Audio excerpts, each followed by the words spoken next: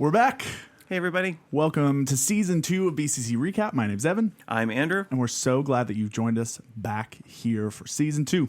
This podcast is where we take what's happening in our church and what we're learning together and bring it into unscripted conversations that dive a little bit deeper. Wherever you're listening to us today, we're glad that you've joined us and we're so glad that you're here. We also finally have some music on the track. It's not actually that. Andrew hasn't heard it yet because we're just recording this and I'll put it in later in post. So the concept was I was going to get Justin to record a fake track because basically last April Fool's Day was on a recording day for us. So we had hatched this entire plan of like, okay, we'll make 2 tracks. One will be like the worst track that you've ever heard, and one will be the actual one, and we'll do this whole thing. And then Justin had a baby. And he didn't have a baby, but him and his wife had a baby. And that kind of derailed it. So I just found some music that we already had paid for. So we didn't have to pay for it more. But we're really excited to be back. And we'll be kind of back into this next season for the next couple months through a couple different series. And this week we are talking about grace. I would imagine fairly foundational thing to start off a year on. Yeah, I think so. Not the most wild concept we've ever had in a service.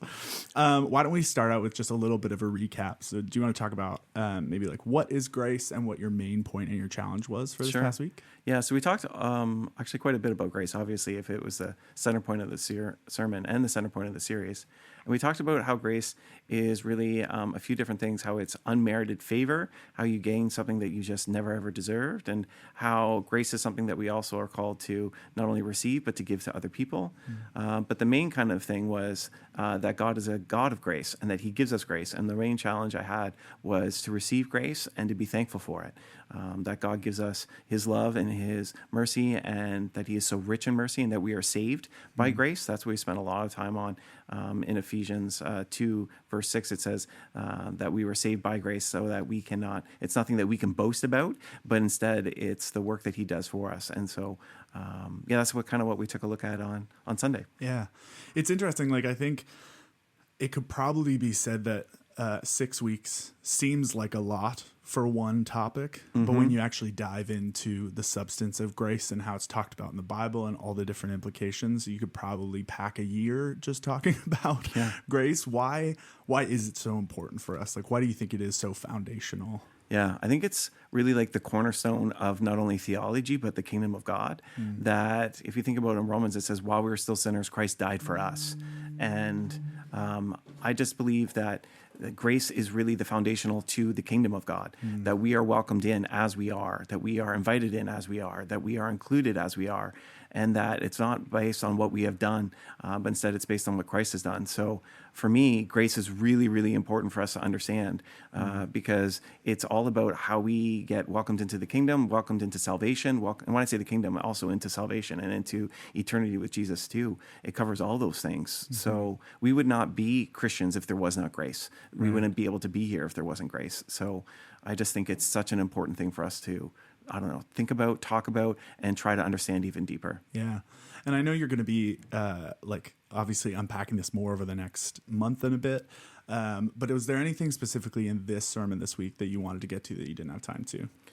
No, this sermon, I think I was pretty good with having time to cover some of the things I wanted to, mainly because I have 6 weeks to talk about grace, which is pretty, it sounds pretty funny to think that through, but like this week we're going to talk about how grace changes our futures and how being accepted by God is a thing that allows us to live differently.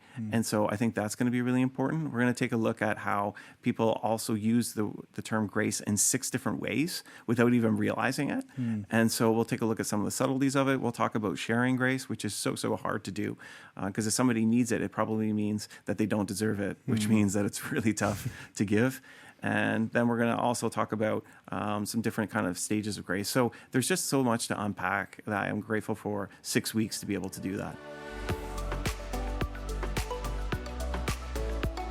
Before we keep going this morning, we want to let you know about Fall Kickoff. We just celebrated the kickoff back into the swing of school and the ministry year, and we have so many different ways for you to get connected here at Bethany. You can check out our website at the link in the description to find ways you can get involved, volunteer, and more.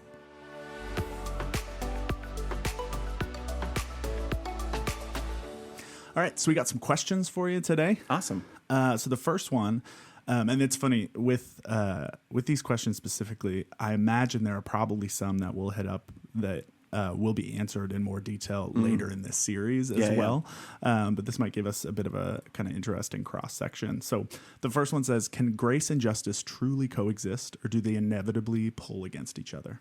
Well, that's beautiful. That's a beautiful question. That's a hard question. Can grace and justice coexist? I would say they have to coexist because our God is a God of justice, but he's also a God of grace. I actually think that in many ways, grace can lead to justice. This one is a tough one. Starting season 2 Starting off right. season 2 off in a very challenging one. Only the two most difficult kind of things to recognize. I think it probably, some of the hardness of it might be because of like defining terms. Like justice can take on a lot of different forms, I think. And I think when you mentioned there that grace,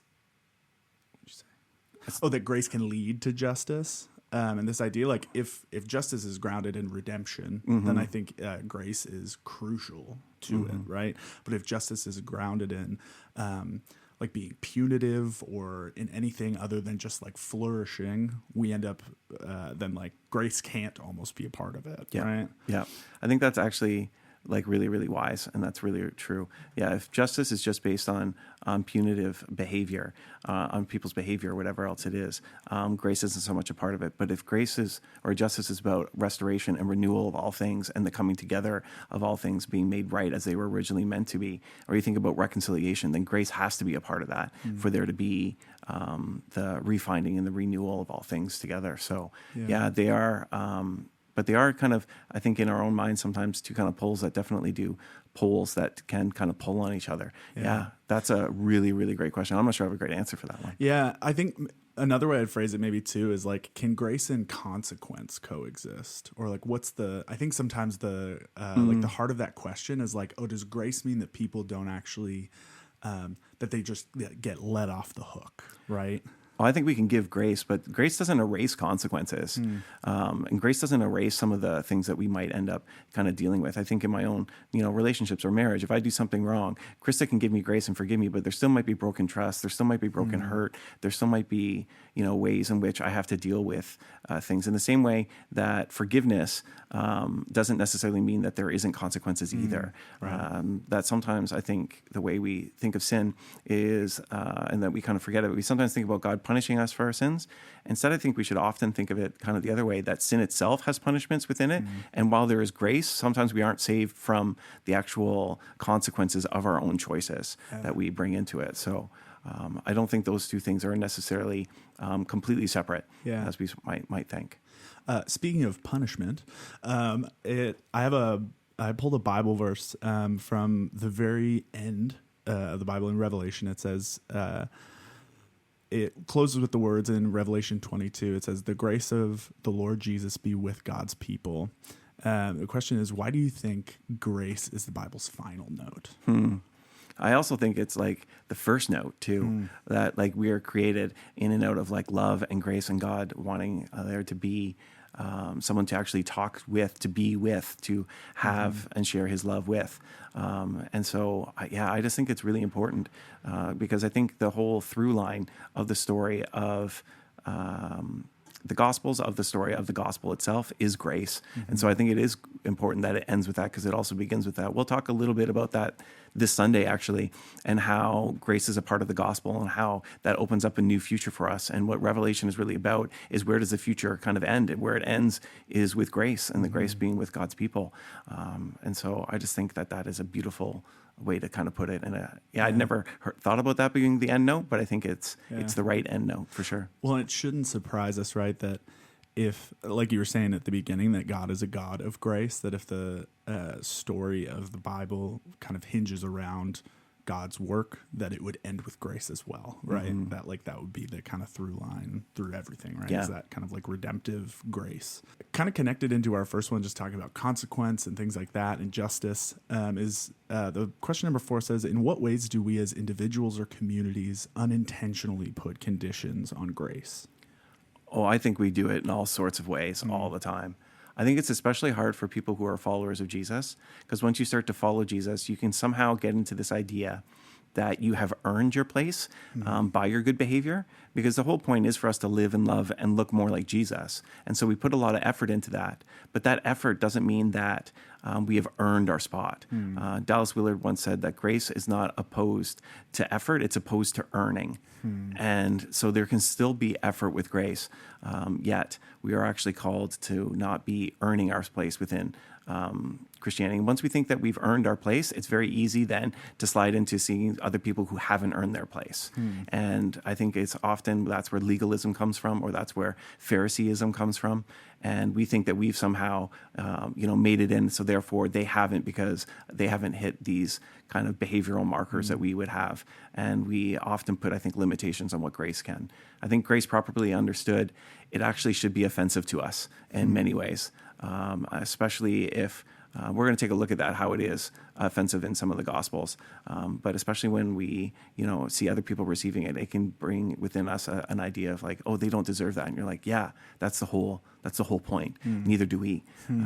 So I think it's really easy to have limitations. That's kind of the thing. That's kind of the, yeah. And if you've earned it, then it's not really grace, really, is it? Yeah. I love that quote, when you mentioned by Dallas Willard, like this idea that like grace is not something of inaction, right? Just because it's not an earned thing, right? That it still requires movement, it still requires something of us, but not isn't dependent on those things. Yeah. Yeah. And I think maybe to go full circle, maybe that idea of effort too can show how grace and justice aren't completely separate. Because even if you receive grace, there's effort involved with it. Right. You're still called to action. Yeah. You just haven't earned your place in it. Yeah. And it's not as if all of a sudden grace, requires nothing of us. I actually think it requires a lot of us. Yeah. And the grace that we receive from God should move us into action, right? It's something that, it's not a passive thing, right? No, it's not this passive only reception thing that doesn't actually do anything else. You're like, no, it changes who you are and how you should be living and moving and being in the world. Yeah. And that is probably a really good definer too of because excusing is passive, right? Yes. Excusing just says we're going to take that all off and it's gone, right? Yep. But that there's actually something more there to it. Bring it down a little bit more, kind of everyday. How can grace transform conflict that we have in our everyday lives, whether in families, friendships, or larger communities like the one that we're all a part of? It can remind you of the importance of giving it in the midst of conflict. There are some times where you just realize that you can keep fighting, or you can actually just be somebody who gives grace and gives forgiveness and gives just chooses to let some things go. I think really that's what grace does. I remember when Krista was pregnant with one of the kids, she got really, really mad at me at one point because I didn't bring home chocolate milk. And this is kind of a funny story, but she was so upset about this. She was like yelling about it and was like really, really worked up over it. And she had never asked me to bring home chocolate milk. She just thought that she had asked me to bring home chocolate milk. And this is a kind of a funny example, but like we could have an argument over that, or I can just choose to be like, this is just something to let go, and that's okay. And I love my wife, and I will just go buy you chocolate milk right now because that's what she was craving, and I'll go do that thing. Because you're growing our child. And there's like, and I know like that one's an easy example, but when to give grace because it's with the woman that I love. But I think sometimes in everyday and regular relationships, there are people we love where we can just choose to either let something go. They might be having a grumpy, bad, off day, and we don't need to fight. We don't need to continue to engage in that conflict. We can actually kind of let things down or let things go. So I think it can really radically change how we enter into conflict, and especially how hard we fight and when we fight and when we don't, and when we choose to kind of, like I said, let things go or let things slide, and just choose to give grace to people. Yeah, I think that's so good, and I think that is like super practical. Like I've talked, I think, on the pod before about like a check-in for me is always like, do I give people the benefit of the doubt? That when it comes to like conflict or situations, like oftentimes when we talk about grace or how do we give grace, we think of it in very large ways of like, oh, I should, like, somebody's done something really bad and I'm gonna give grace in that situation. But sometimes it can be as simple as just saying like, hey, like, do I assume the worst out of them in this situation before I have all the facts? Right? Or like if I come up against conflict, it's like, oh, like actually I'm going to let go of my anger in this moment, or like I'm going to assume that they weren't trying to hurt me, or those sort of things, right? And that's not to, again, get into like excusing or like having bad boundaries, but just like it can be in little ways too that are actually like giving grace to someone can look like dealing with things in ourselves as well in those moments in conflict. Yeah. And I think grace shows up, or grace is needed, especially in lots of everyday ways. If you've ever like lived with somebody, whether it's a roommate or you have a family or whatever, you can notice how easy it is for those people to grate on your nerves very easily. And there are like multiple opportunities, I think, in every day to give grace to people, and especially those who live closest to you, where it's like, oh, the dishes aren't done again. Like, how do you fill that gap? Is it with, they meant to do this, or they always do this, or are you going to give grace and some, forgiveness and that sort of thing? I just think that grace needs to become an everyday action that we take with those around us if we're going to be not only changed by it, but to also allow it to change other people too. Yeah. We should put that out on social, just like a photo of dirty dishes. It just says, give them grace. Give them grace. Give them grace. Yeah. We get just there's probably a whole series of those that you could do. Oh, yeah. Speaking of like good boundaries and accountability, if grace is limitless, how do we reconcile that with healthy boundaries and accountability? So we'll get into this a bit in week 3, because sometimes people actually don't always assume that grace is limitless. And so we'll kind of unpack some of this a little bit there. But I don't believe that, again, when we were talking about grace and justice, I don't believe that grace and boundaries are opposites either, or that they can't actually coexist together. And I do think it matters for us to have healthy boundaries, especially when it comes to people who might be toxic or abusive or those sort of things. It's really important for us to maintain those boundaries for our own health and for the health of the other person sometimes as well. But grace then might look differently in those situations. I think that's where we might need to give grace in different ways. You might even need to be able to give grace for yourself as well, to say, I can't actually be in this kind of a situation or in this moment because it's just unhealthy for me. And it's a really complicated, I think, kind of question. And I don't know, do you have thoughts on it too?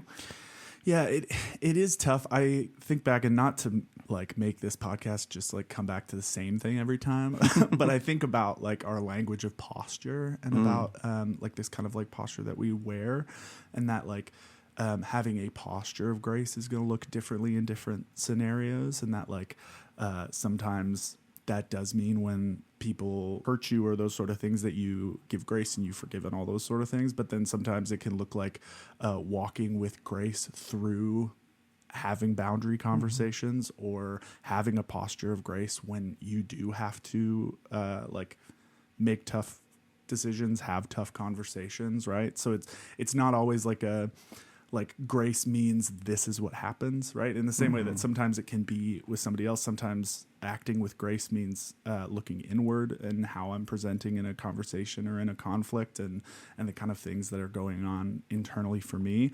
It can look different in those situations too, right? And how you offer and how you live out grace when situations are tough and tricky like that. Yeah, might be more about how you approach that situation than what the actual outcome is. Maybe that's a good way of saying it. Yeah. And I think in that question, sometimes we equate grace with forgiveness as if they're equal. And I'm not sure that's necessarily wrong or bad. And I think that question kind of assumes like, so then we should always be forgiving. And I believe that we should absolutely always be forgiving. But forgiveness does not necessarily also mean reconciliation. Forgiveness also does not necessarily mean that we maintain relationships in the same without any boundaries or whatsoever. Those things require trust. Those things require grace for sure for them to happen. But I think sometimes we have this idea that forgiveness means completely forgetting what has happened. And that's not true. And I don't think grace calls us to do that either. Yeah. And so I think in that way, grace and boundaries can coexist, that we can forgive someone and we can let go of what they have done to us. But then we also need to make decisions around what is healthy for us in terms of our boundaries. And we'll talk about that too. I think it is in week 5 where we talk about how Christ has forgiven us of so much. We're called to forgive other people, but that doesn't just mean the erasure of all boundaries and living in toxic spaces or with toxic people without any thought for how we might do that in healthy and whole and boundary-filled ways. Yeah. It's like one thing can't be true at the detriment of another true thing, right? So it's like grace being true can't exist at the detriment of like redemption and being growth oriented. So like if our kind of, if what we believe about grace is keeping us in harmful situations, it's not grace, right? And that sort of thing. So the last question I have for you is more just about kind of the fall and kind of the rest of this season. Sure. Is like, what are you excited about now that we're kind of back into the swing of things? We just had kickoff this past weekend, and we're back doing the pod. As you kind of look ahead towards like the rest of this year, what are you excited about? I'm really excited about actually like the sermon series. I'm really like pumped about to be able to share around grace and some of the, like I said, some of the subtleties and some of the ways I think we actually think of it incorrectly. And so I'm really excited about this series that's coming up. I'm also excited about a series for us in November where we're going to take a look at the binding of Isaac for 3 weeks, which I'm sure everyone else is like super, super excited for. Now that I've mentioned it, you've been waiting for me to preach on the binding of Isaac. Gosh, so we're going to take 3 weeks of that story. And that's the first that I've heard that. And like, there's no world in which I would have guessed that coming out of your mouth. You know, the classic hot topic that's happening right now, the binding of Isaac. Yeah. The thing that everybody's talking about that I want to take 3 weeks to take a look at. Man. Yeah. So we're going to have 3 weeks on one story. Yeah. Cool, I think that's going to be really, interesting for people once we kind of dive into it. Personally, what I'm looking forward to is we're going camping again in a little while, and I'll be doing some fall camping. So like that's like work-wise, I'm excited about some of these things, and personal-wise, I'm excited about that getting started up and seeing that. And my kids are going to be back into their kind of like fall routine. So I'll be sitting in some cold hockey arenas, and I do actually like that. And seeing my daughter perform and cheer and all that kind of thing is some stuff we're looking forward to as a family. Yeah, that's awesome. Yeah. All right, that is a wrap for today's episode. We love having these conversations, and we're so glad to be back, but they're even better when you're a part of them. So if you've got questions, thoughts, or topics that you'd love to hear about, shoot us a text at 905-937-5300, or you can email communications@bethanycc.ca. These can be topical questions about what we're talking about, or you can just message us whatever questions you have. Andrew likes the odd kind of random one out of nowhere. So let us know. We'd love to hear from you. Before you go, don't forget to subscribe to the BCC pod so you never miss an episode. Coming up this month, we're going to have some special releases around like our AGM and our annual report that you're going to want to watch out for. Some kind of expanded conversations, and make sure to leave us a quick rating or review. That's the simplest way to help others find us and be encouraged as well.